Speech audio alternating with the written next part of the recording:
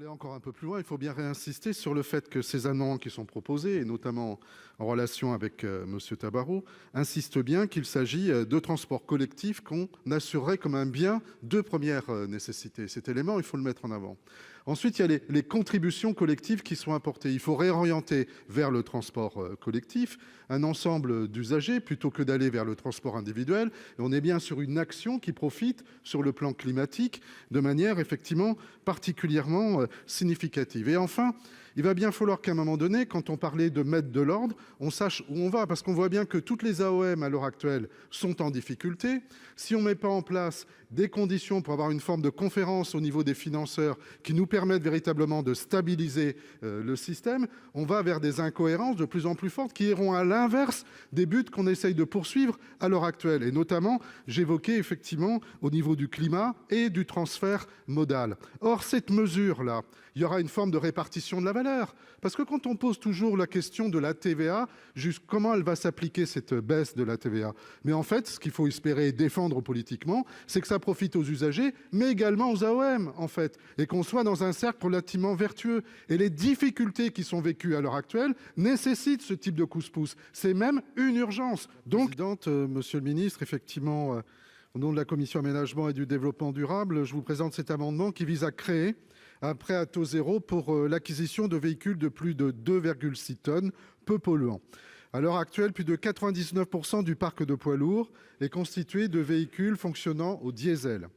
Le verdissement des flottes de véhicules industriels représente donc un défi considérable, étant entendu que le coût d'acquisition d'un véhicule fonctionnant avec une propulsion alternative est bien supérieur à celui d'un véhicule diesel actuel, avec par exemple des facteurs de multiplication de 3,5 à 4,5 pour ce qui concerne les véhicules électriques par rapport aux véhicules classiques. Les aides à l'acquisition mises en œuvre ces 2 dernières années sont bienvenues, mais largement insuffisantes, à l'image de l'appel à projet écosystème des véhicules lourds électriques lancé en 2022 et pour lequel l'ADEME ne reçoit plus de dossiers, l'intégralité de l'enveloppe initiale prévue ayant déjà été consommée. C'est pourquoi, pour compléter ces dispositifs, cet amendement propose la création d'un prêt à taux zéro qui, dans le contexte de hausse des taux d'intérêt, permettra de soutenir les transporteurs dans le verdissement de leur flotte. Ce prêt serait donc émis du 1er janvier 2023 au 31 décembre 2030. Sur cette date, il y a peut-être des accommodations que nous pourrions avoir en perspective également de l'amendement qui va être déposé par Monsieur Tabarot. Merci. Monsieur Tabarot, votre amendement. Aménagement du territoire et du développement durable. Je vous remercie, Madame la Présidente. Monsieur le Ministre, effectivement, cet amendement a été voté à l'unanimité au sein de la Commission aménagement du territoire et du développement durable.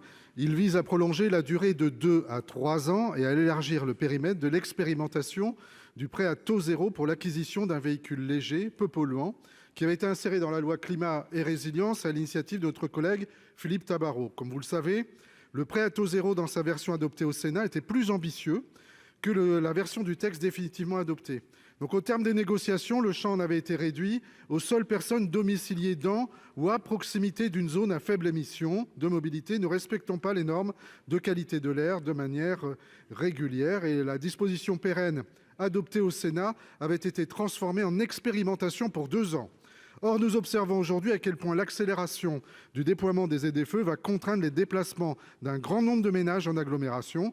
Dans ce contexte et à l'heure où les taux d'intérêt augmentent, il est donc essentiel d'accompagner la décarbonation du parc automobile. C'est pourquoi cet amendement vous propose de revenir à une version plus ambitieuse que nous avions adoptée il y a 1 an et demi.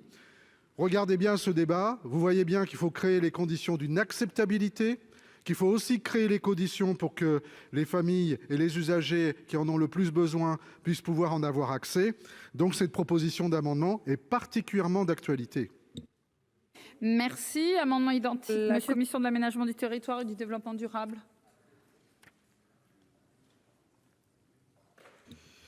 Merci Madame la Présidente. Monsieur le Ministre, cet amendement vise à élargir le bénéfice du suramortissement dont bénéficient les entreprises pour l'acquisition de véhicules de plus de 2,6 tonnes peu polluants aux véhicules rétrofités, c'est-à-dire aux véhicules dont le moteur thermique a été remplacé par un moteur électrique. Alors, il s'avère que le rétrofit progresse considérablement et que ces véhicules maintenant peuvent être directement concernés.